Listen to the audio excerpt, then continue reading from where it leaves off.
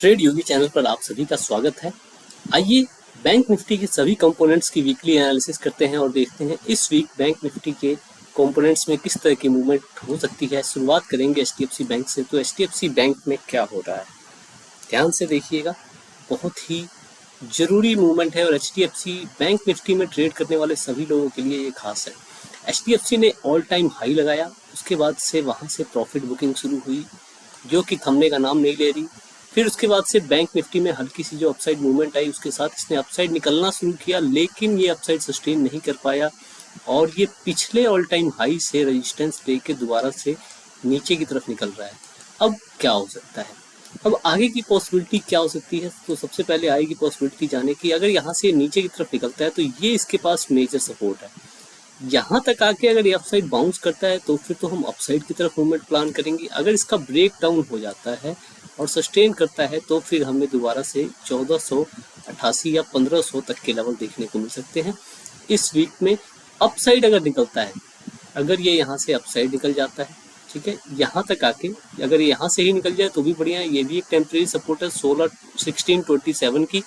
और अगर ये यहाँ से अपसाइड निकलता है तो फिर आपका पहला टारगेट 1700 और 1700 के आउटब्रेक होने के बाद से 1757 तक का टारगेट आप इस वीक में प्लान करके चल सकते हैं।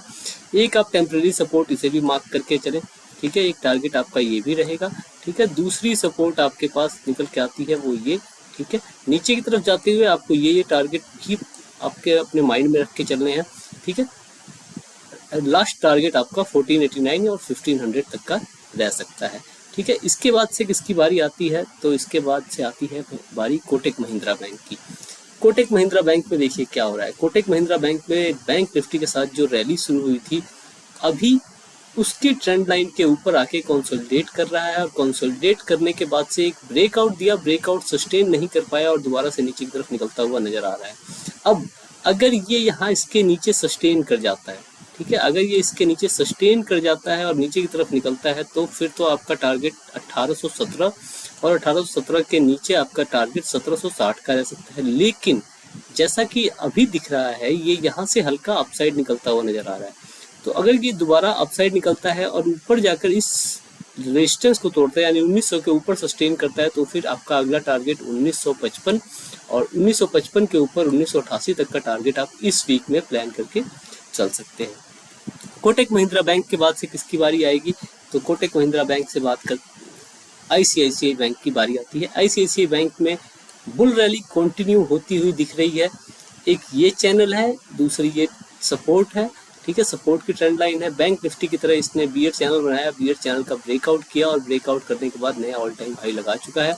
ऑल टाइम हाई आपका मेन रेजिस्टेंस है, ठीक है। अभी भी ये यहाँ पे कंसोलिडेट कर रहा है अपने ऑल टाइम हाई के पास। तो अगर यहाँ से ये अपसाइड निकलता है और ऑल टाइम हाई का ब्रेक करता है तो फिर तो आपको 1037 और 1050 तक के लेवल देखने को मिल सकते हैं। लेकिन बाय द वे अगर ये यहाँ से रेजिस्टेंस लेके नीचे की तरफ निकलता है तो फिर आपको दोबारा से इस ट्रेंड लाइन तक का टारगेट आप प्लान करके चल सकते हैं। जहाँ भी मिले आपको 927, 980, 985 कहीं मिले, इस ट्रेंड लाइन तक का टारगेट। अगर ये ट्रेंड लाइन ब्रेक हो जाती है और ये सपोर्ट भी ब्रेक हो जाती है तो फिर आपका टारगेट 920, 919 तक का प्लान कर सकते हैं। बाउंस यहाँ से भी मिल सकता है, यहाँ से भी मिल सकता है, तो बाउंस के लिए तैयार रहें और हर एक लेवल पे प्रॉफिट बुकिंग की कोशिश करते चलें। आईसीआईसीआई बैंक के बाद से स्टेट बैंक ऑफ इंडिया में क्या हो रहा है? स्टेट बैंक ऑफ इंडिया में ऑल टाइम हाई के पास जाकर कंसोलिडेट कर रहा है। ऑल टाइम हाई के पास रिवर्सल पैटर्न बना है। ऑल टाइम हाई के पास बैंक, ये देखिए, बियरिश एनगल्फिंग पैटर्न बना, उसके बाद से हैमर, डोजी डोजी।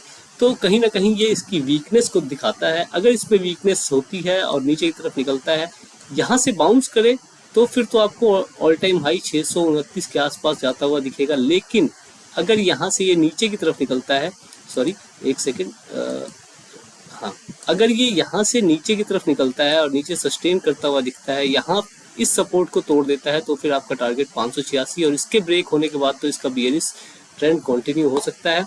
आपका फिर टारगेट 567 तक का आप इस वीक में प्लान करके चल सकते हैं, ठीक है। इसके बाद से किसकी बारी आएगी?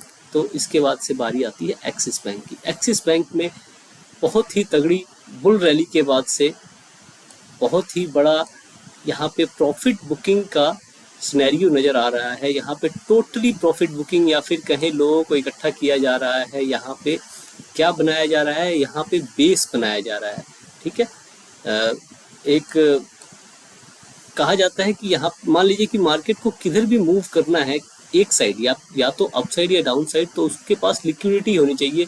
अगर उसे ऊपर निकलना है, ठीक है, तो इतने ज़्यादा सेलर्स होने चाहिए जो कि सेल करें तो कुछ लोग बाय कर रहे हों। ठीक है, और अगर ज़्यादा बायर्स होंगे तो आखिर उनको सेल करने वाले आदमी चाहिए। तो अगर रिटेलर्स का व्यू जब तक सेलिंग का नहीं आएगा, जब तक रिटेलर्स को ये नहीं लगेगा कि अब ये बैंक या फिर ये स्टॉक कमज़ोर हो चुका है, तब तक उसमें अच्छी बाइंग की पॉसिबिलिटी बहुत कम बनती है। ठीक है, अच्छी बाइंग कौन करेगा? बड़े प्लेयर्स करेंगे। बड़े प्लेयर्स ही हैवी क्वांटिटी में बाई करते हैं। ठीक है, या फिर सेल करते हैं। तो फिर उसके लिए लिक्विडिटी अदर साइड में भी उतनी होनी जरूरी होती है। ठीक है, तो यहाँ पे हम पॉसिबिलिटी की बात करते हैं। इसमें एक जोन में बैंक निफ्टी एक्सिस बैंक रुका हुआ नजर आ रहा है। बियरिश एनगल्फिंग पैटर्न 1-2 बार बन चुका है और इसका कंफर्मेशन भी हो चुका है, लेकिन अभी ये यहाँ पे सपोर्ट पे है। यहाँ से अपसाइड निकलता है तो फिर दोबारा से साइडवेज में है, तो 989 का टारगेट और 989 के ब्रेकआउट पे आपको 1040 1050 तक का टारगेट आप प्लान करके चल सकते हैं। ठीक है, लेकिन अगर यहाँ से नीचे की तरफ निकलता है और कंफर्म होता है, यहाँ से रीटेस्ट कंफर्म होता है, तो फिर आप बियरिश रैली की इसमें प्लानिंग कर सकते हैं। आपका पहला टारगेट 906 और दूसरा टारगेट इसके सस्टेन होने पे 860 तक का आप प्लान करके चल सकते हैं। इस वीक में हमें इस तरह की मूवमेंट देखने को मिल सकती है। एक्सिस बैंक के बाद बारी आती है एयू स्मॉल फाइनेंशियल बैंक की। तो एयू स्मॉल फाइनेंशियल बैंक में क्या हो रहा है? एयू स्मॉल फाइनेंशियल बैंक गेहूं के साथ घूम पिसने वाली कहानी आपने सुनी होगी, कहावत आपने सुनी होगी, वही हो रहा है। बैंक निफ्टी की बियरिशनेस का effect AU small financial bank पे भी पड़ रहा है। देखिए, गैप डाउन ओपनिंग इसमें हुई और इसके बाद ये सर्वाइव नहीं कर पाया।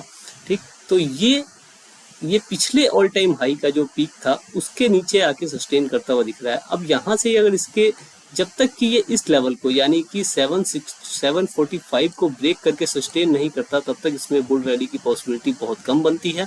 ठीक है, अगर इसके ऊपर सस्टेन करता है तो आपका टारगेट 763 का पहला होगा, और 763 अगर सस्टेन कर जाए तो आपका टारगेट 795 का प्लान करके चल सकते हैं। लेकिन चांसेस क्या है? चांसेस कम है।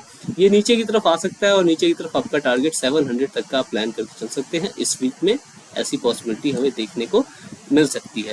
इसके बाद से इंडसइंड बैंक बहुत ही स्ट्रॉन्ग खड़ा हुआ है अपने, इसके फंडामेंटल्स बहुत स्ट्रॉन्ग है और बैंक निफ्टी के साथ बड़े बड़े फाइनेंशियल प्लेयर्स के साथ HDFC कोटक जैसे ये बहुत ही बढ़िया साथ देता हुआ चल रहा है। और बैंक निफ्टी के अपसाइड मूवमेंट पे इसका कहीं ना कहीं बहुत अच्छा हाथ आता हुआ दिख रहा है। तो इसमें हम क्या प्लानिंग कर सकते हैं? देखिए, ये ऑल टाइम हाई के पास कंसोलिडेट कर रहा है।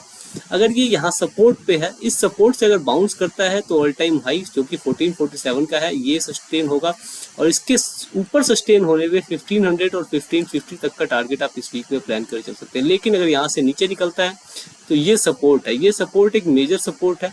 तो इस सपोर्ट के ब्रेक होने तक का, जब तक इस सपोर्ट के बाद ये वाला सपोर्ट यानी 1337 ब्रेक ना हो जाए, तब तक आप इसमें बियरिश ना हो। और 1337 के ब्रेक होने के बाद से इस ट्रेंड लाइन का टारगेट या फिर 1274 तक का टारगेट आप प्लान करके चल सकते हैं।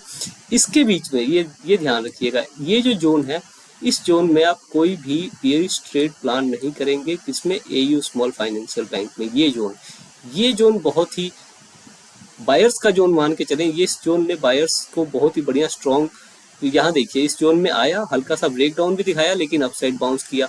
ठीक है, फिर ये जो ट्रेंड लाइन है, ये देखिए, ये इस ट्रेंड लाइन के टूटते ही बहुत बढ़िया बियरिशनेस देखने को मिली थी, लेकिन यहाँ से फिर बाउंस देखने को मिला था। अब यहाँ से करंट बायर्स इस लेवल पे बैठे हुए हैं।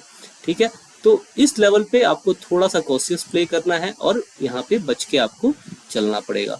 इंडसइंड बैंक के बाद से बारी आती है बंधन बैंक की। बंधन बैंक एक बहुत ही क्रिटिकल लेवल पे खड़ा है, जहाँ पे बायर्स और सेलर्स दोनों की ही मात्रा बिल्कुल बराबर दिखाई दे रही है, दोनों की स्ट्रेंथ बराबर दिखाई दे रही है। तो इसमें हो क्या सकता है, या इसमें हो सकता है अगर यहाँ से अपसाइड बाउंस करता है और इस क्रॉस को अगर बाउंस करके अपसाइड सस्टेन कर जाता है, तो फिर आपको 237-240 तक के लेवल देखने को मिल सकते हैं। और इसके ऊपर सस्टेन करने पे ऊपर का रास्ता खुला है। पहला टारगेट 246 और दूसरा टारगेट 270-300 तक का प्लान करके चल सकते हैं। लेकिन नीचे की तरफ भी सेम पॉसिबिलिटी है, नीचे की तरफ सस्टेन करने पे आपको 182 तक के लेवल देखने को मिल सकते हैं।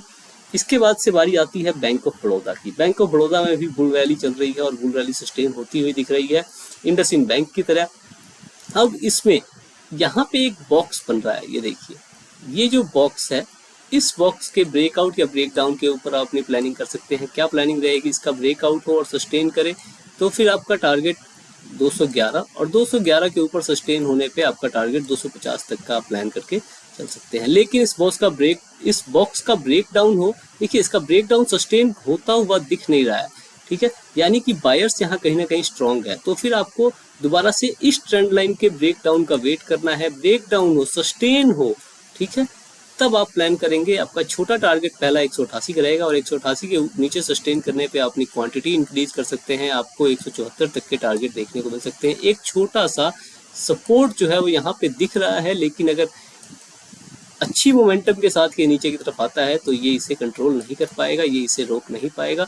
अगर रोकता है तो फिर आप अपनी पोजीशन को वापस यहाँ से रिवर्स कर सकते हैं। यहाँ से रिवर्स करेंगे तो अपसाइड का टारगेट आपको दोबारा से इस ट्रेंड लाइन तक का और इसके ब्रेक होने पे फिर अपसाइड के लिए आप प्लानिंग करके चल सकते हैं। बैंक ऑफ बड़ौदा के बाद से बारी आती है फेडरल बैंक की।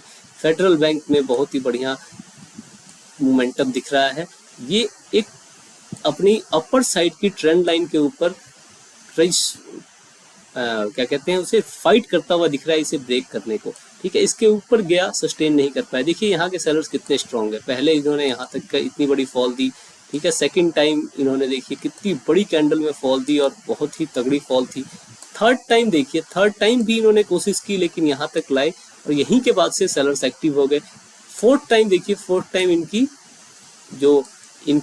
स्ट्रेंथ है, स्ट्रेंथ अब यहाँ पे कम होती हुई नजर आ रही है, ठीक है। हर बार इनकी जो स्ट्रेंथ है वो कम होती हुई नजर आई है और इस बार तो सबसे कम है और दोबारा से यहाँ से बुल्स ने फाइट बैक किया है और अपसाइड निकलता हुआ नजर आ रहा है।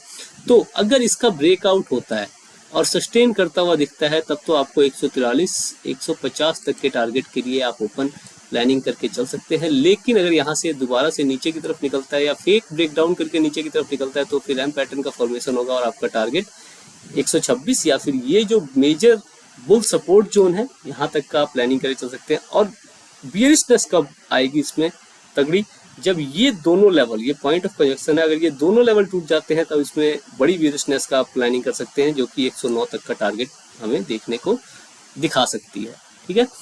इसके बाद से आता है IDFC first bank. IDFC first bank भी अपने ऑल टाइम हाई के आसपास में सस्टेन करता हुआ दिख रहा है। असेंडिंग ट्रायंगल पैटर्न का ब्रेकआउट हुआ लेकिन सस्टेन नहीं किया। ब्रेकआउट सस्टेन ना करके यहाँ पे बेरिश एनगल्फिंग पैटर्न बना दिया है। तो अब हम कैसे प्लानिंग करें? तो अब की प्लानिंग के लिए आपको सबसे पहले तो ये ऑल टाइम हाई मार्क कर लेना है, ठीक है। अब अगर ये यहाँ से अपसाइड निकल के ऑल टाइम हाई को ब्रेक करके अपसाइड निकलता है तो फिर तो आपका टारगेट 100 तक का प्लान करके चल सकते हैं। लेकिन नीचे की तरफ अगर ये इस सपोर्ट को ब्रेक कर देता है, सपोर्ट को ब्रेक करने देना है, सपोर्ट से अपसाइड बाउंस हो तब नहीं, सपोर्ट को ब्रेक करे, रीटेस्ट करे और नीचे की तरफ निकले तो आपका टारगेट 73 तक का आप इसमें प्लान करके चल सकते हैं। अदरवाइज अगर यहाँ से बाउंस लेता है तो दोबारा से आप अपसाइड के लिए प्लानिंग करके चल सकते हैं। इसके बाद से बारी आती है पंजाब नेशनल बैंक की, PNB की। बहुत ही बढ़िया बैंक था लेकिन इस टाइम बहुत ही बुरी परिस्थितियों से गुजर रहा है। इसमें आप इस लेवल को ऑल टाइम हाई को मार्क कर लें, उसके बाद से हम प्लानिंग करते हैं। एक इसमें आप छोटी सी ट्रेंड लाइन भी बना लेंगे। ट्रेंड लाइन क्या रहेगी? ये रहेगी हमारी ट्रेंड लाइन, ठीक है। इस ट्रेंड लाइन के बेस पे हम इसमें प्लानिंग करते हैं। अगर इस ट्रेंड लाइन से बाउंस लेके अपसाइड निकलता है और ऑल टाइम हाई ब्रेक करता है तो फिर आपका टारगेट 71 तक का रहेगा, ठीक है। लेकिन अगर इस ट्रेंड लाइन को नीचे आके ब्रेक करता है और नीचे सस्टेन करता हुआ दिखता है तो फिर आपको 57 तक के टारगेट इसमें देखने को मिल सकते हैं। फिर यहाँ से बाउंस आपको अच्छा खासा देखने को मिल सकता है। इस तरह की प्लानिंग आप PNB के अंदर भी कर सकते हैं। तो हमने बैंक निफ्टी के सभी स्टॉक्स की एनालिसिस कर ली है, सभी कंपोनेंट्स की वीकली एनालिसिस, इस वीक में क्या मूवमेंट हो सकते हैं। तो आशा करता हूं कि आपको इससे आने वाले दिनों में बैंक निफ्टी के अंदर काम करने में मदद मिलेगी। धन्यवाद।